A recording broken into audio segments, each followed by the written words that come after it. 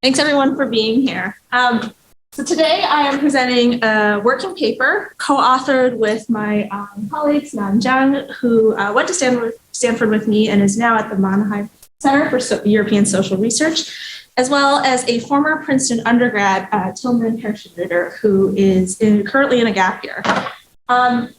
Before I get started on this, telling you about this project, what I want to do is to put it in context of my larger research agenda. Many of you probably know me from my work on foreign subversion and how foreign subversion weakens the state. Most of my research is about the politics of state strength and state weakness, both from an international and a comparative perspective. And so Crippling Leviathan and some of my work about international state building is about the role of foreign actors in shaping state development. But an important strand of my work seeks to understand how today's strong states actually became strong. And so it explores different facets of stateness from a much more comparative and historical perspective.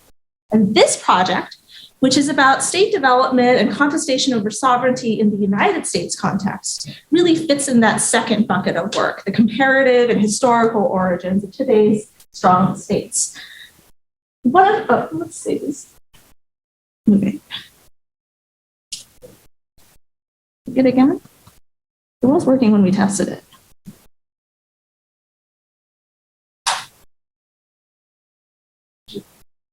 All right, got it. So one of the most important developments in the history of state formation is the emergence of this idea of sovereignty, right? Or this notion that there exists a final political authority with the right to make and enforce binding rules. And while most people no longer dispute whether sovereignty should exist, whether authority should exist, what they do dispute is the configuration of sovereign authority. That is, where should sovereign authority be located? And how should it be structured?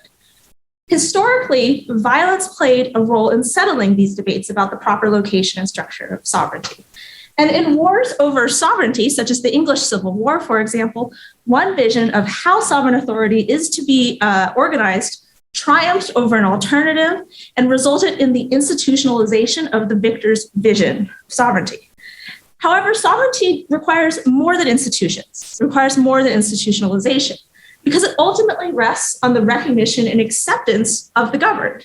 Right? So an institutionalization does not automatically apply that ideational acceptance will be forthcoming. And so in other words, I think of sovereignty as both institutional and ideational, and it is something that exists when people think it exists. And so our paper explores how war shapes the popular imagination of sovereignty. And what we do in this paper is we develop three possible effects of how war may bring about this ideational shift. A first possibility is what we call the abandonment idea, in which the losers in war reconcile themselves to the winner's vision of sovereignty and ultimately accept that vision of sovereignty. A second possibility is what we call the valence or reinforcement hypothesis, in which the fighting for a particular vision or ideal of sovereignty causes both sides to harden their attachment to that ideational notion of sovereignty. And a third possibility is a much more, it emphasizes the effects of war on a subset of individuals that we call ideological entrepreneurs, who are then emboldened by the outbreak of violence and disruption to promote their own ideal of sovereignty much more vigorously. Now, we test the effects of war on imagined sovereignty in the context of 19th century America. And as we all know, 19th century America is a period of profound political and ideational transformation. This is a case where the contest between two competing visions of sovereignty erupted into the violence of the US Civil War. Now, the historical setting of our analysis gives us a very long period to observe ideational changes in the population. But one disadvantage of this site is that we lack public opinion data about how people actually think about sovereignty. And to circumvent this problem, what we do instead is we examine changes in the civic language as a proxy for how Americans think about the sovereignty of the United States. Since we can't get into their heads, we instead look at how they speak. And we use this change, a particular grammatical change, in which the United States stops being a plural noun and starts becoming a singular noun, as a proxy for changes in how people think about sovereignty. That is, we no longer think of the United States as being an entity of multiple equal sovereign states. Rather, we think of it as having a single sovereign authority. Now, we trace the evolution of this is-are shift over the course of the 19th century, and we can show that there is a powerful civil war effect. That is, the war does shape popular imaginations of sovereignty, but that it is really concentrated among this subset of individuals that we call the ideological entrepreneurs. And in this case, those individuals are the Northern Republicans. Okay. One of the things that I really like about this project is that this finding about the ideational component of sovereignty and the role of these ideological entrepreneurs in pursuing or pushing this change is that it really highlights the mismatch between the ideational aspects of sovereignty and the institutional aspects of sovereignty. Much of the state building scholarship that I engage with, and including my own work, has really focused on institutions, right? The institutions of sovereignty and the effect of war on the institutional development of the state. But again, institutions alone do not make a state. And the institutional changes that come about from war do not necessarily produce ideational change. And this is a contribution of this project that I want to return to in the conclusion. Now, I mentioned at the beginning that we developed three different hypotheses about how war may shape the imagination of sovereignty. But because of our novelty of our research question, these hypotheses are not directly drawn on a single canon of literature. That is, what we do instead is we take inspiration from three disparate literatures to formulate conjectures about the role of war. And so our first conjecture begins with this idea or this observation that war, or more properly, defeat on the battlefield, can settle the institutional question about the proper location and structure of sovereign authority. One side wins, one side loses, and the victors get to impose their institutions of sovereignty on the vanquished. And so given this reality, the losing side may then simply give up, right? Reconcile itself to the reality on the ground. And really, this idea comes from the logic of adaptive preferences, right? In which people tend to adjust their aspirations to their possibilities in life. And so we expect that when defeat makes some institutional arrangements impossible, ideological abandonment will follow. The second conjecture draws not on the literature on preferences, but really comes much more from the traditional state-building literature and takes inspiration from Charles Tilly's observation that wars are really expensive in terms of blood and treasure, and that states have to rely on their populations to draw these resources in order to fight and sacrifice in times of war.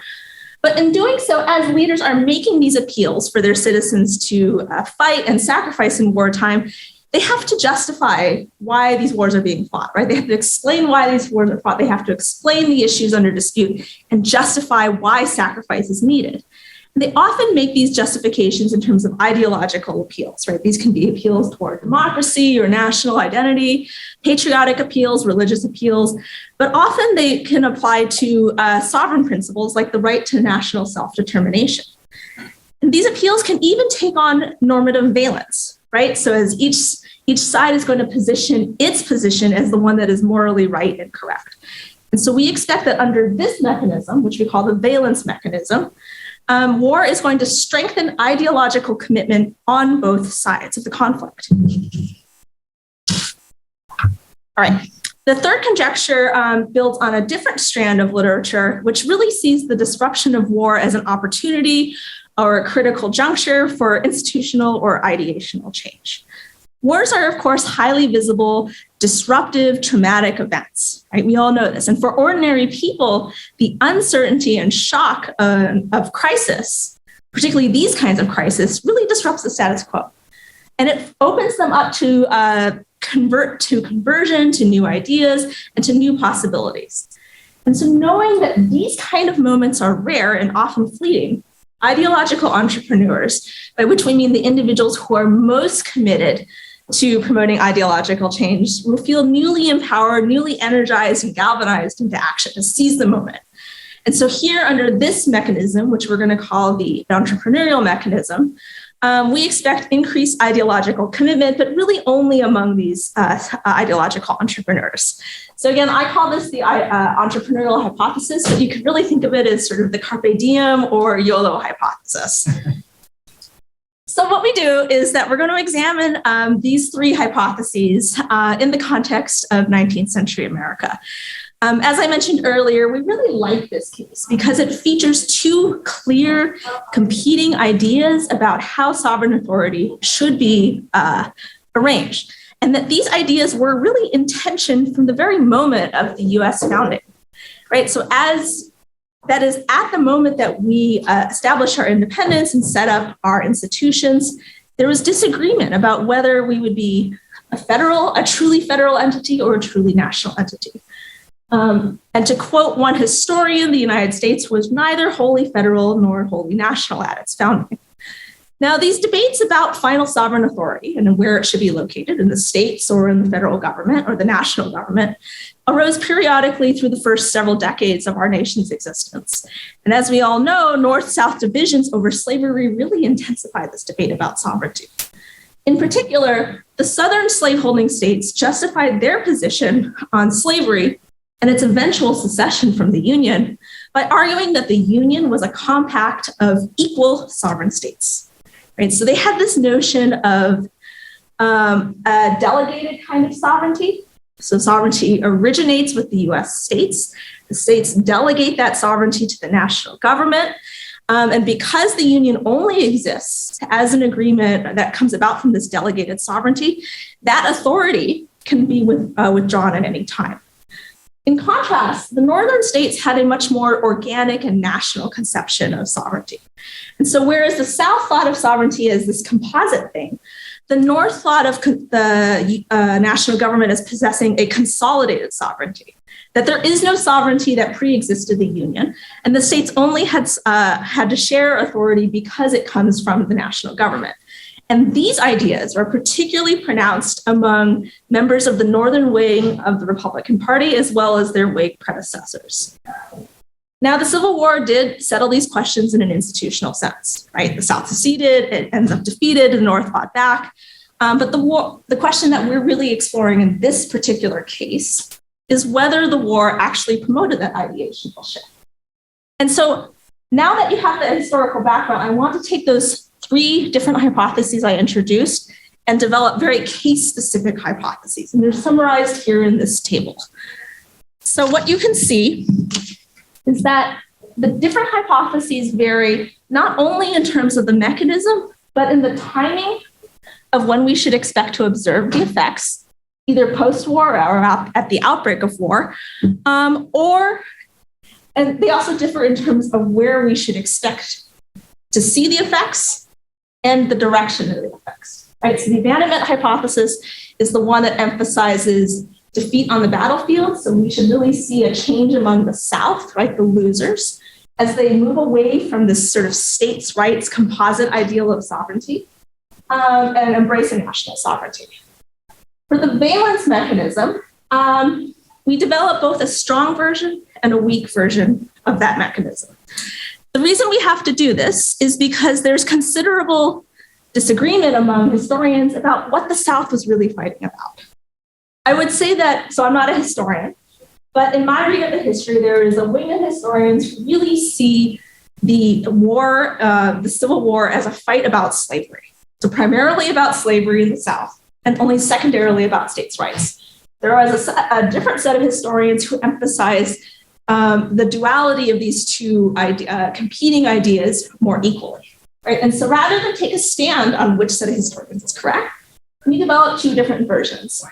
In both versions, we should expect the North, if the valence mechanism is at work, we should expect increased ideological commitment among the North. But we also develop a version that acknowledges the possibility that the South really wasn't initially fighting for states' rights. And so the strongest version of this valence hypothesis would also include ideological hardening among the South. Right? So we're going to test both the strong version and the weak version, which allows us to not take a position on which set of historians is correct. The final version is the entrepreneurial hypothesis. We expect to observe changes in the imagination of sovereignty at the outbreak of war. But instead of taking on sort of a sectional or regional comparison, here we're going to focus on the subset of actors who are the ideological entrepreneurs, again, the Northern Republicans. Now, although the historical setting of the United States gives us about 100 years to observe the potential ideational shift, as I mentioned, one of the problems that we had to surmount was the lack of data on how people are thinking about sovereignty, right? So because there's no public opinion data, we had to come up with another method. And so what we do is that we study changes in the civic language and in American English as a window into imagined sovereignty. And the basic idea here is that how people speak can tell us something about what they think. And specifically, as I mentioned, our measure is going to exploit a grammatical shift. It's a quirk of American English in which the phrase United States stopped being plural and started being singular. And we're going to take the shift as indicative of imagined sovereignty, where the plural, the United States are, corresponds to this idea of a composite, multiple equal sovereignties embedded in the states, and where the singular corresponds to the idea that there is a single sovereignty embedded in the national government. Now, we are, of course, not the very first scholars to document this shift. This is well known among both historians and literary scholars, as well as specialists in American history. But these scholars have generally agreed that this grammatical shift does carry historical meaning. And then they have associated it with changes in how people think about the United States, whether it is singular or multiple, whether it is a union or a nation. So we're going to rely a bit on appeals to authority here. But we also know that observers in the 19th century themselves linked grammar to ideas about sovereignty, right? And in the paper, we have several pieces of primary source evidence that support this point. And one of them I actually want to read you in full. One of these quotes comes to us from the Washington Post, which is writing about a couple of decades after the Civil War, and it was trying to justify to its readers why it had changed to use the singular version of the United States. And so the quote, what they write is that before the first Bull Run, we generally said the United States are a confederacy, for instance. But after Appomattox, we learned to say the United States is a nation, for instance. The war settled permanently the question of grammar, and all that implies, because behind the sentiment was the syntax. Whatever we may have thought once, however we may have felt once, it is now seen to be better for us to all say the United States is a nation. And there are several quotes similar like this in the historical record. So we do think that observers living at the time thought of the United States in these kind of terms, that how you chose to speak really reflects what you think. And perhaps most importantly, just to give us some extra convincing on the conceptual validity of our measure, we went to see how individuals spoke about the Confederacy, right? The Confederacy founded on this idea of multiple equal sovereignties among the constituent parts. And importantly, in the primary source materials, the Confederacy is always treated as a plural noun. And so this grammatical shift is not some bizarre quirk of American English more generally in talking about federal type units. It is specific to the United States as a term. Okay. And I could talk more about this if you're interested. Now, we trace this grammatical shift in two types of textual sources. The first comes from two newspaper data sets. Both are proprietary digitized newspapers, corpuses. They cover the entire 19th century, from 1800 to 1899.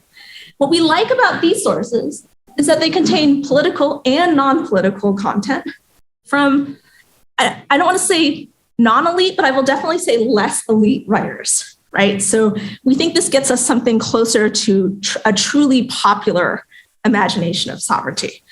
And it does cover this entire period in which the grammatical shift is underway. What we can do here is use newspapers to pinpoint grammatical shift, the grammatical usage of the singular versus plural, to specific locations based on the newspaper's headquarters cities.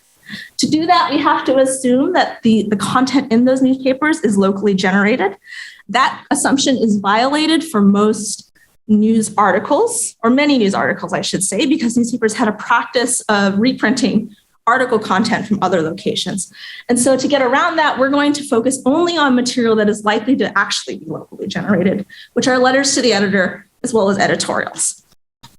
The second textual source comes to us from congressional speech. And so when members of Congress during this period weren't beating each other up on the floor of Congress, they were giving speeches and debating various issues. The congressional speech corpus comes from the two journals of Congress, the Congressional Globe and the Congressional Record, which contain all debates from Congress. And the speech data let us link grammatical usage in the plural or the singular to specific individuals, specific members of Congress. That's going to let us pull in party ID information, which is really key for testing that entrepreneurial hypothesis. Now, an important assumption of this set of sources is that the speech that's printed in the congressional journals is verbatim speech, right? It is the speech of those speakers. This assumption is valid from about 1851 onward for a number of technological and policy-based reasons, which I can explain in Q&A if you're interested. But what it really means is that we're only observing speech from basically the latter half of the century. So what we get is a trade-off. We lose temporal breadth, but we get analytical depth, right, by being able to look at these individuals.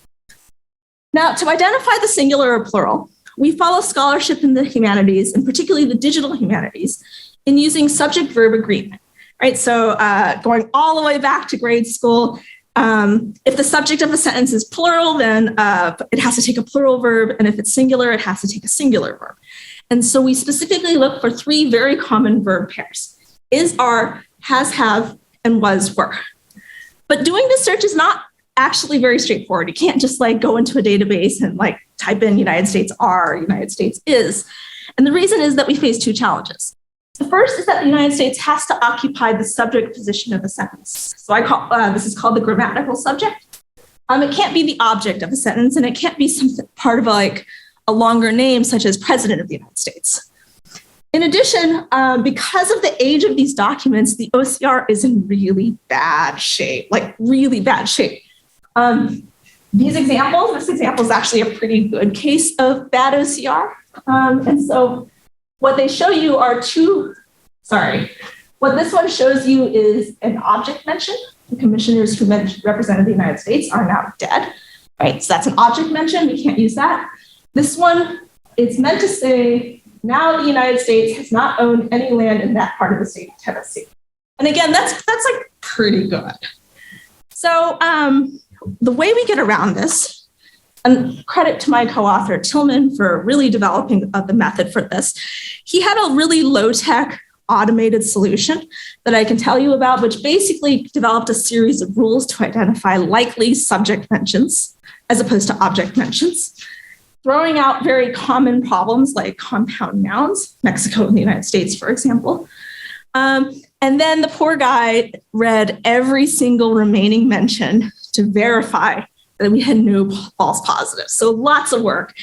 In follow-on work, we're developing a much more sophisticated natural language processing approach. The OCR is still a problem. But so I'm very confident that what we have here are actual grammatical subject mentions, even if it is not the whole universe. All right, so because two of the three of our hypotheses involve sectional effects, comparison between North and South, we're going to restrict attention to newspapers headquartered in US states and territories that eventually fought in the US Civil War. So that's blue and red states, right? Blue being the Union states, red being the states that eventually fought in the Civil War. We exclude 5 states, the ones shown in hash shading, because they are what's called the border states. They had the institution of slavery, but for whatever reason, usually quite specific to that state, did not join the Confederacy. And then for reasons of consistency, we're going to limit the speech data to members of Congress who represent those states and territories. So let me finally show you some data. So what this plot shows you is singular mentions So grammatical subject mentions from the newspaper corpus spanning the whole 19th century. It's separated out by North and South. The golden bar shows you the years of the US Civil War, and the size of these bubbles give you a sense of how many mentions we observe in each year. And if you're a little surprised about the magnitude, right, the rarity of these mentions, this is because the grammatical subject is actually not particularly common in this time period. It's not common to say the United States went to war. Like now we think of that as very common. At the time, that was not, it was less common than it is now. And that's actually something I'm picking up on in follow-on work. But what I want you to take away from this plot is that both the North and the South start with relatively low singular usage at the beginning of the century. And by the end of the century, you do see a massive increase for both sections. But what's going on between is super interesting, right? So what we appear to see in the North is an acceleration in the adoption of the grammatical singular, starting from around the time of the war. And for the South, it doesn't appear, maybe if we squint, it looks like an intercept shift, but it doesn't really look statistically significant. Right? So basically what I see is no change in the trend in the South, right? And so already this is suggesting that perhaps there's no evidence for the abandonment hypothesis. So what we're going to do is we're going to take that data to statistical analysis, testing the abandonment hypothesis together with the Valence hypothesis in a single model. And what we do in that model is we're simply going to shift the year, sort of the breakpoint, because the timing of these two hypotheses differ, right? So in the first one, we're going to have the breakpoint at the end of the war. The second, we will have the breakpoint at the beginning of the war. The outcome of interest is change in the use of the grammatical singular. So this can be a change in levels, an intercept shift, or it can be a change in the rate adoption, which would be a slope shift, okay? We specify a model of section, so like North, times a dummy for the period. So in the abandonment hypothesis, the period is set at post-1865, as well as year as a linear, entered as a linear term. The unit of analysis is the subject mention. And we're going to estimate this with linear probability with errors clustered at headquarters city, although it turns out the error clustering doesn't matter.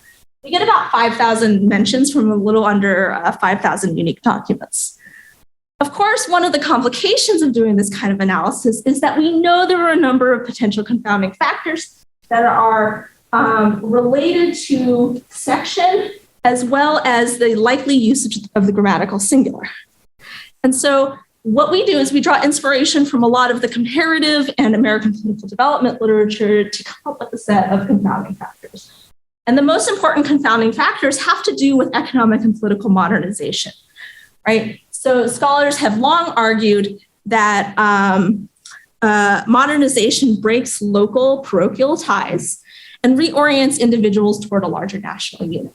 In the American context, modernization often maps onto sectional differences related to local political economy, and also we're deeply bound up in the most contentious political issues of the day, which were the national tariff policy, as well as the role of the federal government in promoting what's called internal improvements, which really is physical infrastructure to connect the United States together. Now, these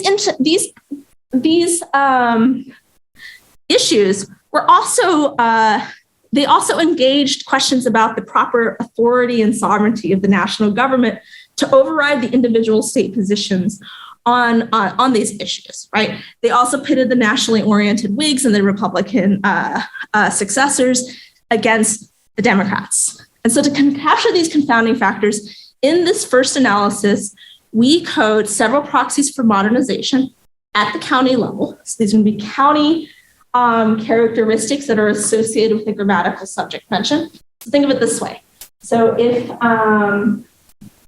we have a mention from the Los Angeles Times, we're going to look at the county characteristics of Los Angeles County at the year in which that mention occurs. These county characteristics include the degree of urbanization, whether the county contains a river, a steamboat navigable river, whether it contains a canal. These are two really important types of internal improvements at the time, as well as a measure of terrain ruggedness to capture the accessibility of the region, And then the density of post offices. Why post offices? The post office is actually the entity of government that Americans are most likely to encounter in their everyday lives. So there's not much of a tax apparatus at this time. Most Americans aren't encountering the military. What they do see is the post office. Okay, so we're going to use that as a proxy for state presence and sort of exposure to sort of more modern political conditions. Okay, so let me show you the results. So ordinarily what I would do is I would show you a visual depiction. But in the interest of transparency and because there are a lot of comparisons that we're making, I thought a table would be clearer. Okay, what this table shows you is not the raw regression output. It actually shows you the linear combinations for the quantities of interest. And I want to focus your attention really on the second and the fourth lines of the table. It's always going to be the second and the fourth lines. These correspond to changes in levels, so the intercept shift, and the change in the rate of adoption or the slope shift. Okay. Now recall that the abandonment hypothesis focuses on the South. So that's why we're just showing you the Southern results now. And that it holds that the South should increase singular usage after defeat. That is not what we're seeing here, right? There's no statistically significant evidence for that. And that really confirms what you saw in that plot that I showed you before. So again, I think this really cast doubt on the abandonment hypothesis. Now let me show you the results for the Valence hypothesis. Same structure, sort of that triple interaction, but this time setting the time break at the beginning of the war. And here, I think we have some mixed evidence, right? So the strong version predicts we should see ideological hardening on both sides. The weak version makes predictions only for the North. And you want to focus on 2 and 4, 2 and 4, right? So not seeing, again, much evidence for the South, no evidence of any change. But in the North, right, we're seeing what looked like, again, confirming what our eyes saw in the plot, that there's an acceleration in the usage of the singular in the North. Okay, so where does that leave us so far? What we confidently can rule out is the abandonment hypothesis. But we can't rule out the Valence hypothesis just yet, because our evidence from the previous analysis, which is conducted only, which doesn't distinguish between within section heterogeneity, that evidence could be consistent with the entrepreneurial hypothesis. And so to test that, we have to move to the congressional speech data. To distinguish between the weak version of the Valence hypothesis and the entrepreneurial hypothesis, we only look at within North variation. So both make predictions about patterns within the North. The weak version of the Valence hypothesis would suggest that we wouldn't see heterogeneity by political party, right? Because this is a sectional effect, ideological hardening on one side. The entrepreneurial hypothesis does make a prediction about within section heterogeneity. Again, it should only be the Northern Republicans, the ones who are really pushing this idea of a strong, authoritative national government that can override the interests of the states. Those included the radical Republicans, two of the most famous of which are depicted on the slide. But the radical Republicans weren't the only ones pushing this idea, right? It really was the Republican Party more generally. And so if the entrepreneurial mechanism is in play, we should see greater wartime-induced shifts in the grammatical singular, sort of increases in the grammatical singular for the Republicans than their Democratic opponents in the North. So move to the speech data.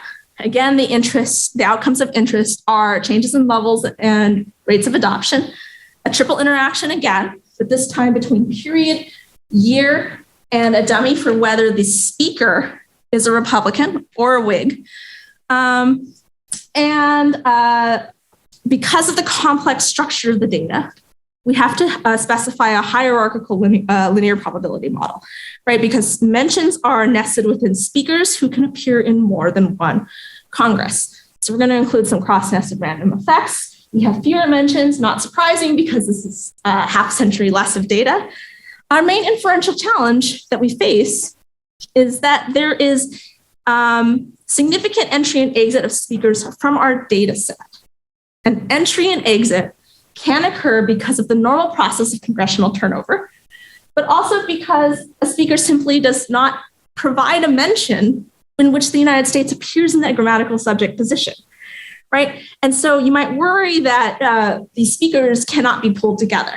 And so to get around that, what we're going to do is we're going to control for the life experiences of these speakers, because the life experiences, their social milieu might structure whether or not they decide to use the grammatical singular. These are broken down into two types of control variables: birthplace characteristics, which are coded at the county of birth, at the time of birth for each speaker, same set of controls as in the newspaper data set, as well as a set of indicators for a speaker's biographical experiences, whether he was college educated, whether he served in the US military, so not the Confederate military, and the year of birth, okay?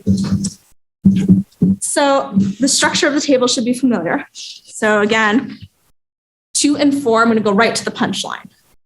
The key to disentangling these two hypotheses from each other is that within section heterogeneity, and that's what we see, right? For Whigs and Republicans, there's a one-time discontinuous jump in singular usage. It's about almost 25% at the outbreak of war. But there's no such change for the Northern Democrats, right? So this is consistent with the entrepreneurial hypothesis, not the Valence hypothesis. Now, skeptics might say, well, you've only got 10 years of data before the outbreak of war. So can we really be confident about that? To complete the empirical picture, we're going to go back to newspaper data just to make sure that this effect that we're seeing exists there as well. There are some trade-offs here, right? We don't get party ID anymore. But what we can observe is whether a county voted for or was more influenced by Republicans than by Northern Democrats.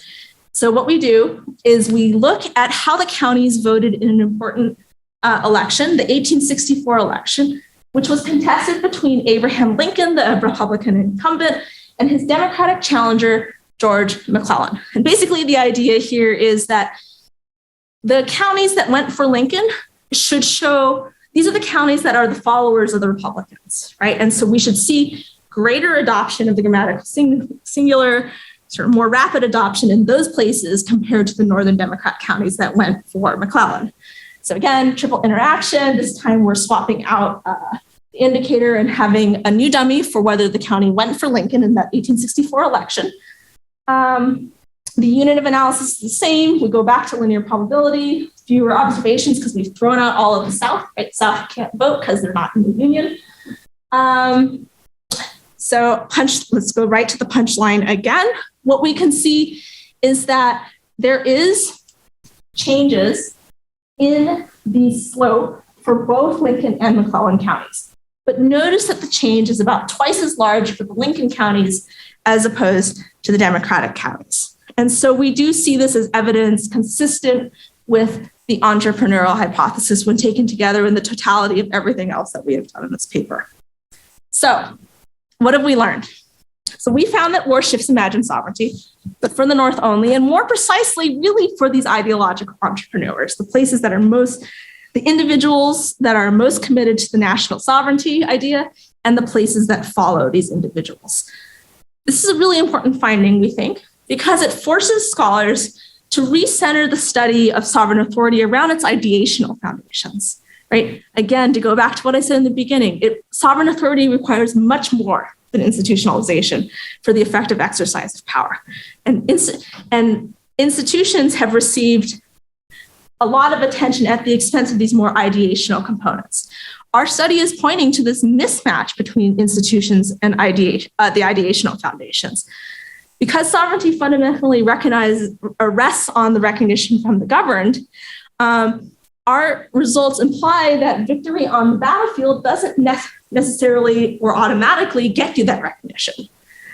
So another important finding of our paper is that these ideological entrepreneurs really play an important role in mediating that shift, right? This suggests that scholars who want to understand the transformative effects of war on aspects of statehood have to be attentive of the question of for whom are these changes occurring, right? And not draw conclusions about sort of entities as a whole. And really by focusing on these ideological entrepreneurs, our paper shows that scholars have to go beyond the dichotomy between the victors and the vanquished, right? And to recognize that even the victors may not be monoliths. And so for this reason, we think our paper has sober implications for post-war governance and national solidarity after the aftermath of crisis, right? When the vanquished don't recognize the authority of the victors or accept their vision, the victors are going to struggle to govern the vanquished, right? This is a lesson that's all too familiar to students of American history. The Southern Backlash against Reconstruction left the transformative revolutionary project of the North really incomplete. And once the South was restored to the Union, Southern Democrats overwhelmingly sent large numbers of unrepentant former Confederates to the US Congress. And so to the extent that the Civil War did render the many into the one, this is true, at least in the short term, only in an institutional sense. And it would take several more decades for the United States to truly become one in the popular imagination. So thanks very much. I look forward to your comments.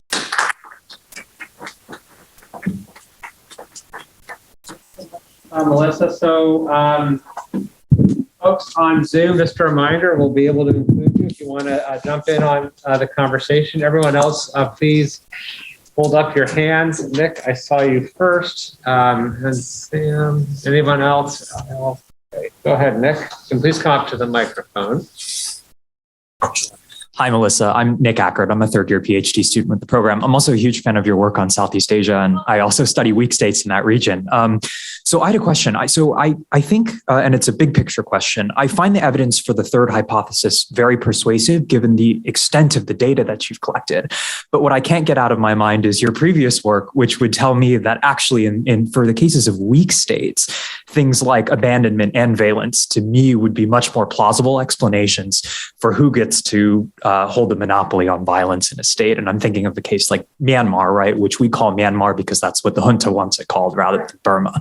And so if the core research question is how do strong states become strong, what I'm wondering is there already a cutoff where these states have strong enough institutions that policy entrepreneurs can already promote these ideas? And could that explain why we're not seeing this same kind of hypothesis active in the more developing world? And so if that's the case, does that tell us that there's some kind of a cutoff or an important scope condition for the theory you're proposing? Thank you. Thanks for the question. Yeah. I was actually puzzling over this last night as I was reviewing the paper.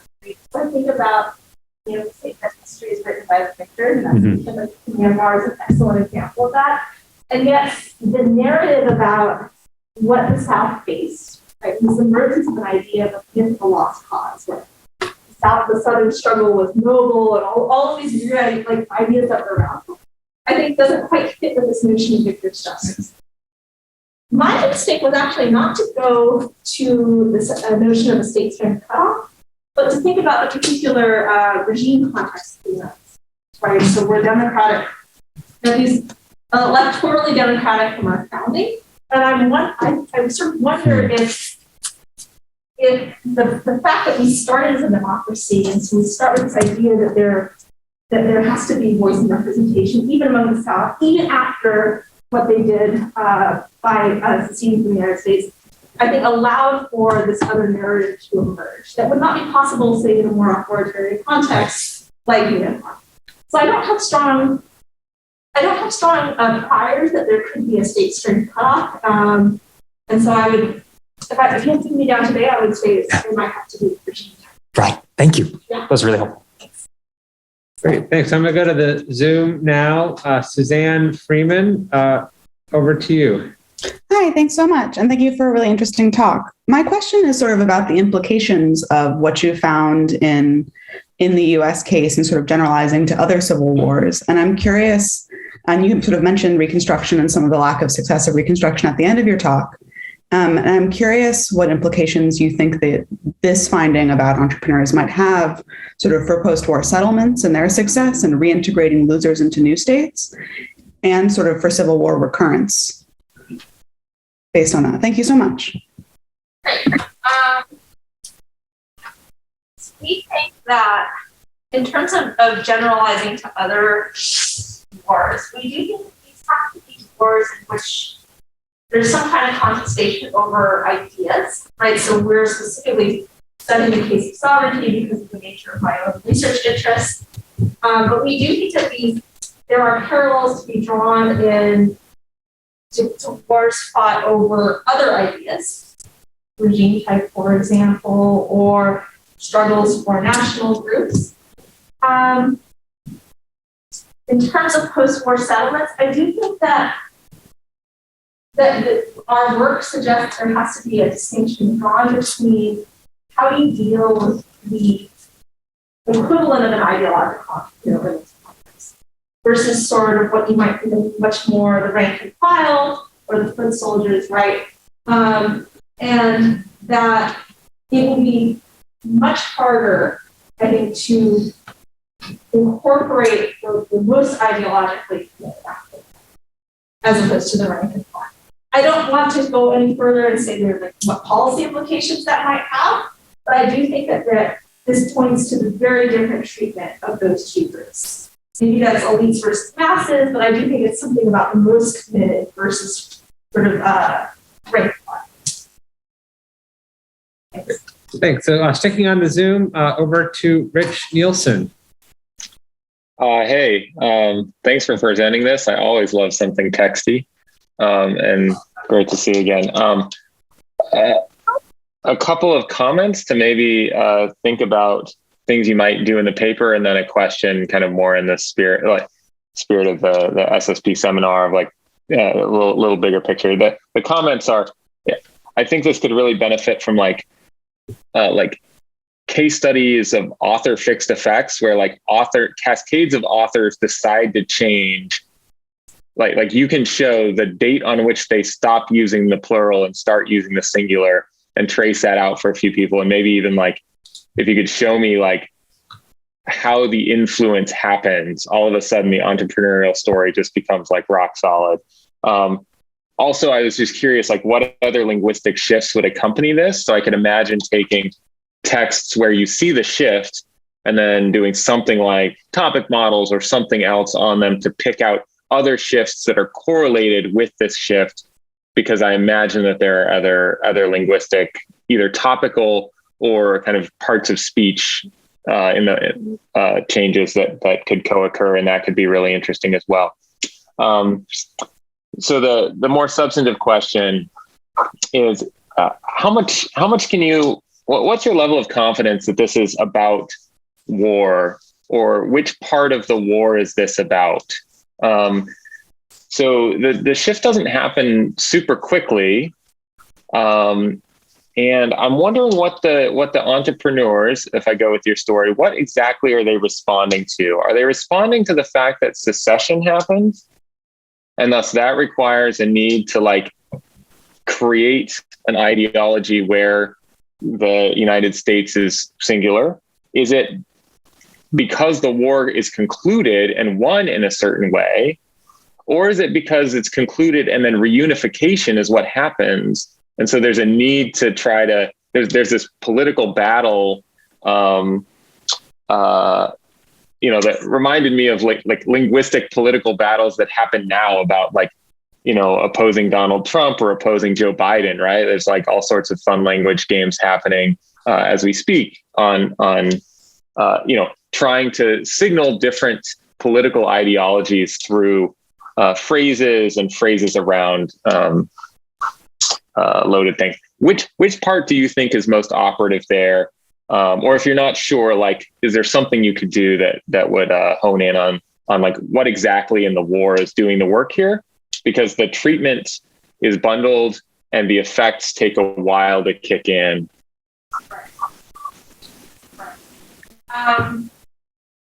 So we would love to do something that looks at variation within authors. So that's only possible in the speech data because we have no author information for this. For the speech data, we do have some congressmen that we can observe over long periods of time. And it does not, I'd say for the modal congressperson, it's not an automatic and immediate switch. It's not the case that for 1 year, he's using the singular, the plural, and then he suddenly stops. That's for the modal congressman. I think that's not true for the most radical of the Republicans, that they do stop pretty quickly. using the plural, if they used it at all before. Sorry, even the radicals were using it, the plural before. But there's not a lot of data here using these super high tactics. So we can actually like dig in and look at documents. We have not done that. I mean, like we can dig in and do a much more qualitative approach, and we have not done that yet. We're thinking about doing it. The question about other linguistic shifts is great. So historians have observed that we used to say union. We no longer say, it became much more common after the Civil War to say nation. We wanted to do that in our text analysis, but we couldn't find the analog of the is-are. The nice thing about the is-are is that whenever the United States is in a grammatical subject position, you have to choose a verb, right? But you don't have to say union, you don't have to say nation. And we couldn't, I have to say that we couldn't come up with the right way to operationalize that without it turning it into some kind of salience measure. Right, so a salience measure being something kind of like what Google Ngrams would capture, like frequency of the usage. And so we stepped aside from that for now. We did do a very low-tech topic modeling. It's like embarrassingly low-tech for anyone who actually does like natural language processing properly. Poor Tillman and a set of RAs, again, went through a lot of these speeches to try to cover topics, and we're like, and the reason we did that is because the OCR is trash. And then we were like, oh, we have to do this in a more sophisticated way. We have to solve the OCR problem first, so we set it aside.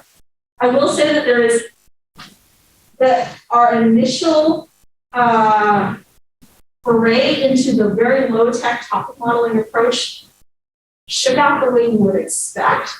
But again, given the fact that we were just sort of like reading coding, we didn't want to hang our hats along on that. So we set that aside for the follow-on paper. As for the substantive question, I do think it's not war. I think it is mostly about the outbreak of war, but I also want to acknowledge that for some of these ideological entrepreneurs, victory also provided an opportunity. So there was a lot of shock and trauma that the South decided to seek organizations, right? But it was also the case that these individuals already adhered to an ideal of the United States in which the national government had robust power to override the interests of the states. Now, this wasn't like some high-minded ideal, right? This really reflected their local political economy interests based on manufacturing in the North, right? To be able to support their industry, they needed a strong national government that was going to push aside the interests of the South that really resisted policies that favored northern manufacturing interests. So the interests do predate the war, but the war provides an opportunity, right? That accompanies this shock of the South seceding. It's like, well, the South is seceded. Like, now we have this chance to really do some fighting for this. We might as well fight really, really hard. And so the paper, which I don't have in front of me, has a couple of quotes, I think, that really capture this idea that there is a moment of opportunity. And this moment of opportunity, this feeling of opportunity was reinforced at the time of victory. So we beat that. So now we're going to reconstruct this.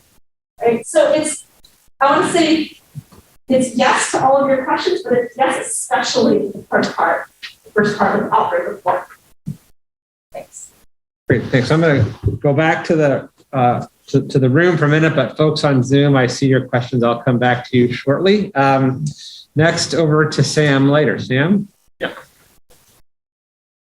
Thanks so much for the talk. This was really interesting. I should invest in a notebook, so I'm not carrying a laptop up here. But I had a few questions about sort of the data you showed, and I thought there were a few interesting things about it. One, it looks like the proportion of US to singular is close to zero pre-war.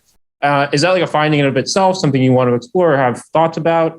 It also, I thought was interesting that prior to the war, the South is also increasingly accepting the US as a singular. What do you think is going on there? Why is the side that is preparing for secession essentially becoming more close to accepting the US as a singular nation? And then lastly, you talked about at the end how Reconstruction, ends up being rejected by the South, but at the end of the period you look at, it appears that the newspapers are overwhelmingly accepting the US as a singular nation. Why do you think there is a disconnect? Is that something where temporally you might see a shift later if you were to extend out the dates? And thank you again for the talk. Thanks. So the proportion of So we are not the first scholars to notice that the singular was hardly used at the start of the 19th century. There's a great study by some literary scholars who look at newspapers, a different set of newspapers than what we look at, without drawing the sectional distinctions, and they have the same finding. This debate about is and are has actually been played out. It has analogs in history and in the digital humanities about sort of whether the Civil War was this transformative moment. It ends up the answer is both. The historians would say, the Civil War eradicated the plural. The literary scholars say this is a much more slow process of transformation. It's both, because the Civil War actually does accelerate the usage of singular for the North. So we're not the first to observe this. It's also been observed in different types of texts. So there's been a study of all Supreme Court opinions since the founding that also traces the slow increase in the singular from basically zero.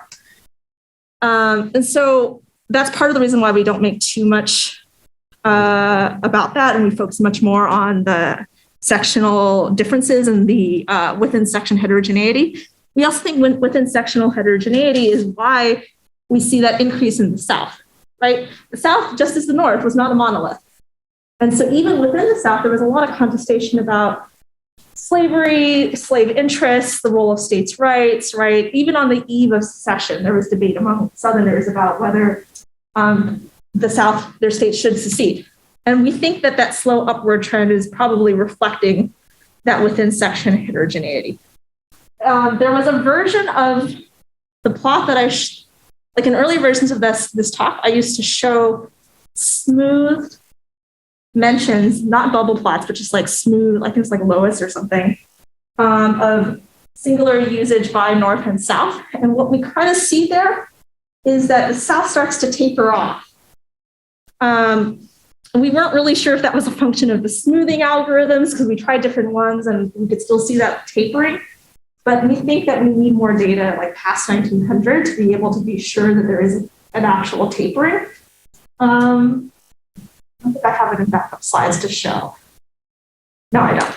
So, and unfortunately, I inquired with the proprietary database people, and they're like, no, we don't have it past 1900. So I'm going to have to go look somewhere else to really figure out what's going on. I think what it suggests, though, is that it's increasing.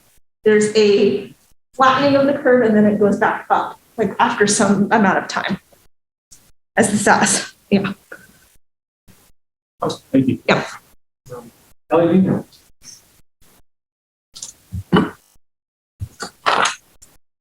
didn't bring my pad, so see if I can remember what I was going to say. So my comments largely follow on or are consistent with Rich's. So one question is, what rhetoric does Lincoln use when he's running for election? Are there shifts that appear, say, in the campaign documents in 1864 that might explain some shift? And hints that in terms of the case studies, I'm not sure, I may have missed it, but I can't tell if what you're interpreting as ideological hardening is ideological hardening versus entrepreneurs who are already in favor of this idea using what happened with the war as an opportunity. So that it could simply be, this is instrumental and we were handed an opportunity to do what we wanted to do anyway. So this, I think the case studies could help disentangle how much is really a fundamental shift in ideation versus, hey, if someone hands us an opportunity, we're going to run with it. Right. Finally, your quote is from the Washington Post, right? Yeah. So the Washington Post didn't come into being until 1877. So I was intrigued by, after Appomattox, we. So who is the we? Is this the sovereign we? So who are the we? Who's the we? And why did they decide after Appomattox, which is of course not the start of the war, but close to the end? So it's a very intriguing quote. I'm not sure it quite fits, or not sure it quite fits your argument, or there's a much more complicated story that maybe very much does fit your argument. But I found the quote both very interesting, but also kind of confusing. Okay. So on the quote, I've always thought of the we as like we Americans. as opposed to we, like the editorial board of the Washington Post. But it sounded, as described here, it sounded as if you were saying we, the editorial board, decided to do this after. So again, that may have been that I misunderstood. I might have been in the context unclear. of the paper Yeah. not existing until Yeah. about the time when They making were the statement, I was having a hard time parsing it. totally got it. Yeah. What I can tell you is that the editorial was written because, like, specifically because readers had written in being like, the United States are, like, why are you saying the United States is? And so at the beginning of the editorial, they actually acknowledged that this is the reason why they write the editorial. But it never, I have to admit, it's still very much contested concept. Exactly. Decades on. Exactly. Yeah. Right, which I think was reflected in the data too, the fact that there is still quite a bit of plural usage. We also see this in newspapers and in letters written to newspapers elsewhere, right, where people are like, only these Confederates who were traitors are using this plural these days, right? So it is freighted with meaning. But I take your point that perhaps the Washington Post quote is not the best one to present on this evidence. It was much, I'm trying to wrap my head around what this quote's supposed to be talking. Yeah, point taken. On the question of what rhetoric does Lincoln use, I'm embarrassed to say that I don't know about is are, but I can tell you that historians have traced his usage of union and nation, and that he does stop using union or significantly decreases his word union after victory. Right, so after the war breaks out as well. I think McPherson writes about this explicitly in the conclusion of one of his Civil War volumes. But other historians have noticed this as well, that Lincoln will make a deliberate, rapid switch. I have not actually looked at is-are, so I probably should. Well, anyway. Yeah. And then I take your point about ideological hardening and entrepreneurial. What you are describing is what we think of as the difference between those two hypotheses, right? That this sort of opportunistic idea is what corresponds with the entrepreneurs, that they're already committed, and that there is an opportunity that comes with the motive. And the difference for us is that for the Valence hypothesis, it should apply to everyone, right? As sort of ordinary individuals, or like non-elites, I should at least say, right? That ordinary individuals who may not sort of be attuned to national politics, right, are suddenly forced to grapple with politics in a way they weren't before, right? And there's analogs to this even today, right, in the studies of American foreign public opinion. Maria, could I have 2 fingers? 2 fingers, yeah. Yeah. Just a quick follow-up on that. I was wondering sort of the dichotomy between imagined sovereignty as a popular notion versus finding the actual family you're looking at among Congress people who aren't at the least and not sort of showing us what the imagined sovereignty of the popular sentiment is. Yeah, so there's a couple of caveats there, which I should mention, right? So we're not capturing the speech of women. We're not capturing the speech of Black men, right? Or Black women, for that matter, or really any other minorities. We probably do have a couple of newspapers that are circulated for what are then minority populations or immigrant populations, but I should be very careful that this is not popular in the sense of representative of American society, right? There are no women in Congress in this period, so we're not really capturing that. We do think that the newspapers get us closer to the notion of popular speech. That's why we lead. It's part of the reason why we lead with it. I think that also explains the timing of the effects, right? So if you notice, as I was going through those tables really quickly, sometimes we saw levels changes, and sometimes it was changes in the rate of adoption. The level jump happened among the elites, and the change, the slope shift, that appeared in the newspaper. And I actually think that is evidence of the elites leading. Right, the ones who are most committed are going to change right away.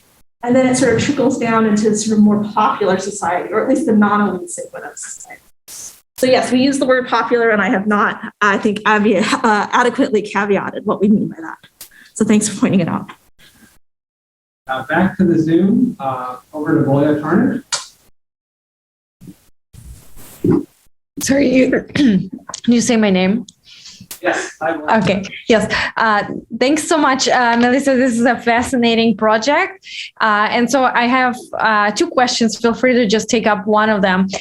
So first one is along the lines of Richard's suggestion to talk about other linguistic shifts that happened at the time, right? So when I think about the proportion of using United States is to general mentions, I'm also thinking about separating the numerator and denominator. And to me, the very kind of focus on the United States as an entity, is or whatever the whatever follows, is a sign of thinking about the United States as a whole, right? So I'm curious if you looked at just mentions of the United States as opposed to other possible terms that could be used and how that varies by North and South, because I could see, for example, after the war in the South, maybe the whole mention of that entity is occurs less frequently. So that's one question. And the second question is, I wonder if more could be done with the geography of newspapers based on what they are. There could be some interesting patterns, particularly places that are near to the South but are still in the North, or places where the decisive battles were won, or maybe proximity to Washington, or something. The idea is very vague, but I think that perhaps more interesting things could be done with focusing on this local nature of newspapers, particularly because you're focusing on letters to the editor, which are very localized. Thanks. Yeah. So on the second, my dream was to do an analysis that looked at how mentions varied based on proximity to Sherman's March to the Sea. And to my regret, unfortunately, the newspapers are not clustered in places that would let me do that with any degree of confidence. So I used to have a picture in backup slides that would show you the sort of where the papers were, where the headquarters cities are. So we just don't get that sort of rich county coverage. Did you want to hop in on that point? Yeah, I think you want to be careful about whether you can do it or not is one thing, but Sherman's march north from the coast to Virginia was much crueler on the population than Sherman's march to the sea. Much crueler and much more destructive. I think all historians agree with this. If you're looking for variation, I think you have to actually focus on how the battles were conducted in the South, how much collateral damage there was in the South. If your mechanism for acceptance is one based on the experience of the war. Right. And even the surrender documents after that campaign are quite clear. They just say, look, we're beaten, we're beat this way, that way, outnumbered, outgunned. The soldiers are mutinying, they're leaving the army. This is the whole Confederate story. Right. So it seems like you did to figure out whether the mechanism of the war, actual A, the loss, and B, the destruction and pain, is an important variable. It seems to be the kind of that. Of course, the problem there is that one of the reasons Sherman was so cruel is because they perceived these states as being the hotbed of insurrection. So there was a big revenge motive, at least historians attribute a big revenge motive to the Union soldiers in that campaign. Yeah, point taken. The other variant that I was thinking about was basically exposure to battle, because we have that, that data exists. We don't have it with us, but the data exists. And again, I take your point that it sort of captures something different, or the idea is separate from whether or not we can do it, but it turns out we can't do it, so it's moot.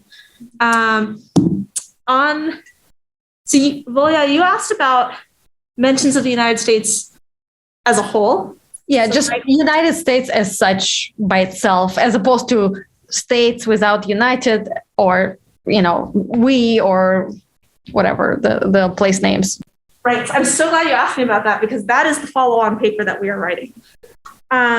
So what you were referring to is grammatical subject mentions of polities. And from conversations that I've had with some linguists, it turns out that polities do not, it's a relatively modern development that a polity will occupy the grammatical subject position of a sentence, right? That is, it never used to be the case that we would ever say things like, Britain did X, or the United States went to war, or Russia invaded Ukraine. Right? It did not. This is a relatively, in the long study of languages, is a relatively recent development. My instinct, perhaps reflecting my bias as a scholar of the state, is that the grammatical subject mentioned, the sort of increasing frequency of that, corresponds to the greater presence of the state in people's lives in sort of an administrative regulatory sense, right? So, that I study state presence in sort of a physical sense, that some of my work is also about sort of increasing regulatory and administrative presence. And I think that probably that is what's driving the increased usage of the grammatical subject. So some of these linguists say that grammatical subject mentions actually reflect animacy, right? That the state is a thing that is animate. And I'm thinking now just sort of the old school comparative politics debates about the autonomy of the state. But also that in some cases, the state even has agency, right? And so in this follow-on paper, we actually want to explore whether it is the case that grammatical subject mentions are in fact reflecting increased sort of state activity. And that's where we really hope to clean up the OCR. Our ambition is to redo a significant amount of the OCR, then apply these much more sophisticated techniques that will identify parts of speech. So I'm glad to hear that there's interest in this. Sticking in the Zoom, over to you, Aiden. Thanks. Yeah, thank you, Melissa. This was a super interesting paper. I kind of have two things, one of which has been brought up a couple of times, so I'll go really fast. I agree it would be really interesting to see if you can kind of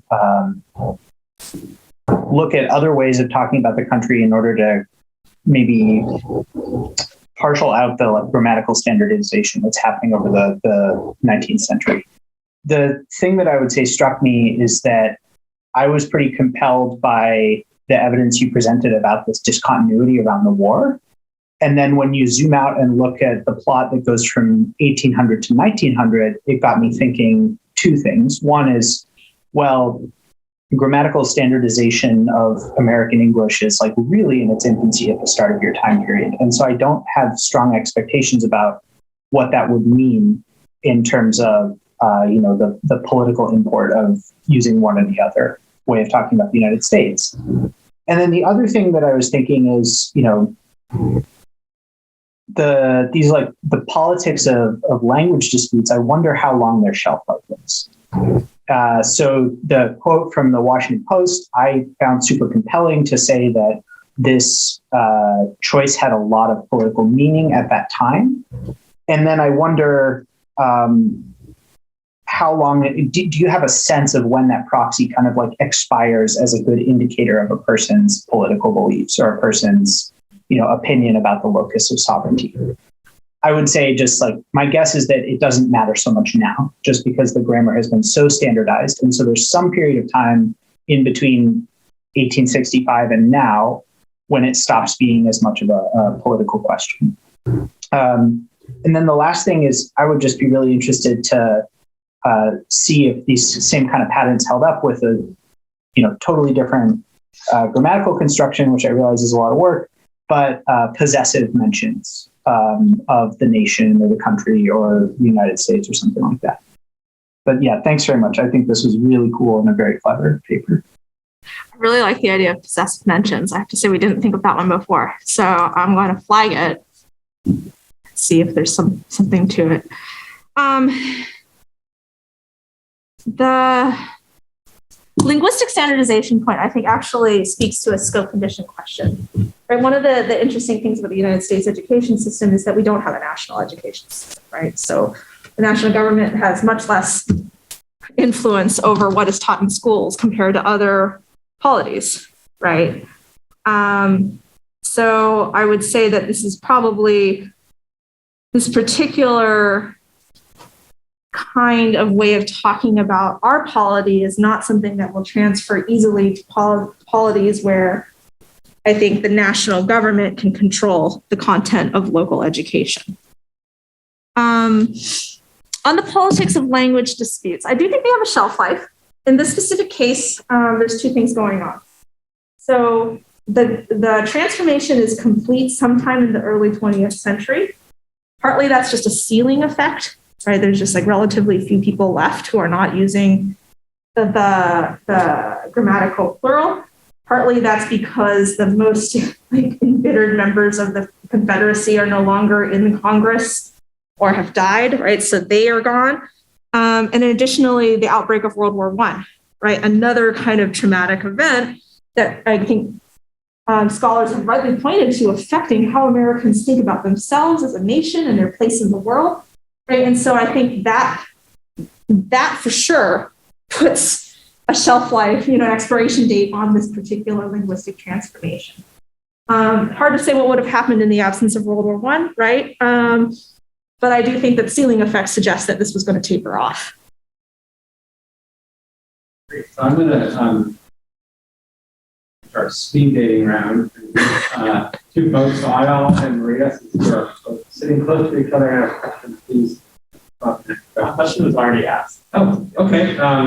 Then I will group Maria and Eric, since you're both relatively close. And Jim, you're next with Eric Higginbotham.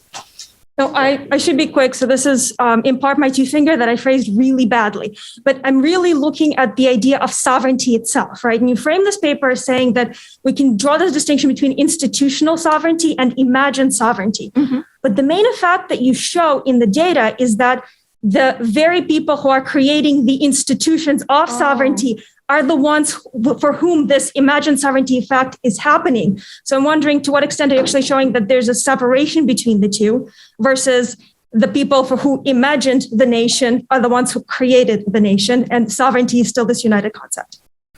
Right. Hold your thought. We're going to get two questions for you at a time now. Hey, Melissa, thanks so much for sharing this. So my question is actually kind of related to Maria's about kind of elite effects. So I'm wondering if, in a future project, there's any value in actually looking at whether these kind of the grammatical changes are actually reflected in government documents as well, the state and federal level, because that might let you get at some of this question as to whether the public is leading the elite are kind of leading the public. And then I guess perhaps allows you to integrate some questions about kind of institutional changes and these ideational ones. So less of a question than a comment. Thanks. Yeah. Okay. Okay, so I apologize for misinterpreting your question the first time around. Yes, it's true that the people who are creating the institutions and making policy via those institutions are the ones who are the fastest at imagining a sovereignty of the United States that is whole, that is consolidated and embedded in the national government. But I think if it was only those individuals, then we should not see the changes in the newspapers as well, because the newspapers, again, most of the content is not political. Like having sat there and read a bunch of these myself, I mean, they covered everything from like local crime to, in the case of California, like a really important citrus festival. And as a Californian, citrus is important, so I get it. So like a lot of mundane stuff happening, and they just happen to mention the United States in a completely non-political way, and you do see this change, right? So I think it cannot be reduced to just people who are in positions of power shaping the institutions of sovereignty and imagining the sovereignty in a certain way. If the evidence was only from those individuals, then I would really hesitate to say this is a story about the popular imagination. And so I hope that answers the question better this time. And Eric, definitely should try that. I'm trying to think of like if I've seen government documents that use the U.S. in a grammatical subject position in that way, but I don't know. So I'm really eager to go look. Thank you. The next pair of questions will be Eric Higginbotham and Jim Walsh.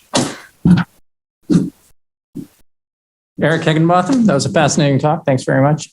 So we've all heard the historian sort of statement that the United States was plural and then became singular after the war. I was struck by three things in your talk. The third and second, maybe most important, the sectional shift and the role of entrepreneurs, which I found compelling. But the most important sort of takeaway for me from this, at least as far as sort of historical observation and trends are concerned, is that the historians are absolutely wrong. You said both the historians and the literary analysts were correct, but my takeaway would be the historians are wrong. The bigger pattern is that there's a long-term, powerful, enduring shift from 1800 to at least 1900 in our treatment of the state that probably has more to do with other things, institutional change in the role of government in people's lives and these other correlates that you mentioned with regard to modernization. So in any case, that's not to say, you're focused on the effects of the war. So, and there are some, and it's very interesting, but I would want to hear a little bit more about what the other correlates are there as sort of background condition and whether or not you think that characterization is correct. Thanks. Yeah. Well, I think it's a fun and interesting and innovative project, and I enjoyed your talk. I want to give one quick reaction and ask one substantive question. Yeah.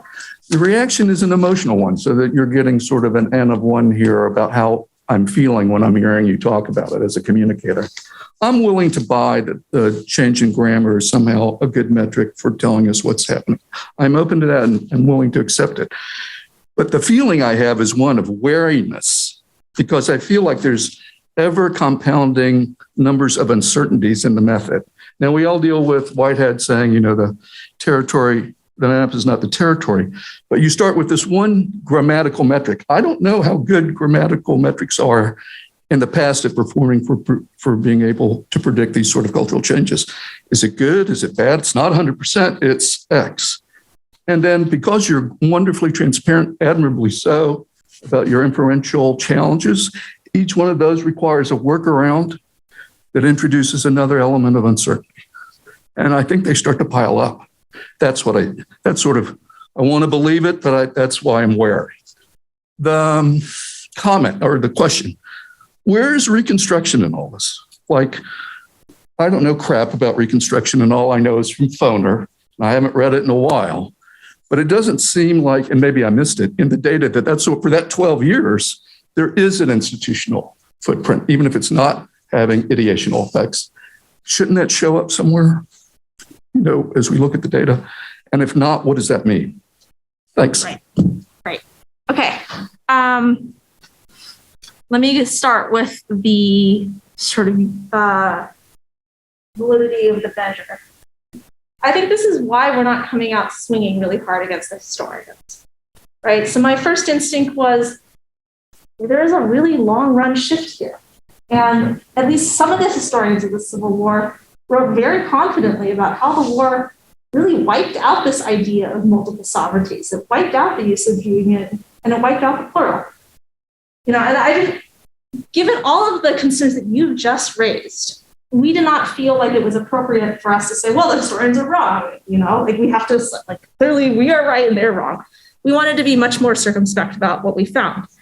Right. And to also acknowledge that there is a bit of debate among historians, right? That the Civil War historians are a little bit different in their perspectives than the ones who take a much more long run view of American political development in this time period. That's part of the reason why we're not pushing that view so hard. I think I do stand by this contention that both sides are right? That there is a transformative moment, but that moment did not eradicate the idea of the union, it did not eradicate the grammatical plural. As for grammar, with apologies to Rich, I used to be a skeptic of text analysis. I think thinking about Rich's work, and then I guess 5, 6, 7 years ago, Rich actually helps come, and he will probably, if he wants to chime in on this, he will remember that I've asked him for help in thinking about how to do text analysis, right? I really actually attribute to my first foray into textual analysis because of a conference that Rich and I were at. Maybe you remember Rich, I think it was at Harvard. And so I think I've slowly sort of come around to this idea that we can learn something about how people speak. Being an IR trained person, I was like, oh, speech is just cheap talk. What matters is behavior. And I've really come around to this view that what we say, how we say it, and to who we say it matters, right? But I wouldn't go as far as saying that grammar, looking at these kind of shifts is always right. I think it's right in this situation, given the lack of alternative measures. Right? We can't go and ask Americans, right? So we're trying to triangulate as best we can what might map on sort of how they might think about sovereignty. And that's why we have this really careful 3-step conceptual validity approach. that appeals to authority, that looks at the Confederacy, and that looks at primary source mentions. So, I think for us, particularly the Confederacy evidence is compelling. So we went and did the same exercise looking for grammatical singular and plural mentions of the Confederacy. And that's for us what nailed it, right? That this is mapping onto that concept. But I would not say grammar is always going to be right. Like, as someone who cares deeply about measurement, I just really hesitate to say this is always right and always in all situations. So I also want to believe, I hope that we have been convincing. But again, you mentioned the transparency, and part of the reason we're doing that is so that readers can make their own conclusions. Where is Reconstruction? So I think we might be out of time, but let me just answer this question about Reconstruction. So the South is has not been readmitted. So there are no, and once they are, so when they have representation during this period, they are not free to elect their representatives, right? So there is federal troops in the South, and the individuals who represent the Southern states largely reflect the views of the North as victors. So I think in backup slides, we did have a slide that actually brought evidence to bear. But basically, we think the Reconstruction period, particularly for the speech data, cannot be compared in the same way. So we're very, very hesitant to draw conclusions on that period. Okay. Wonderful. Thank you. We are out of time. Please join me in thanking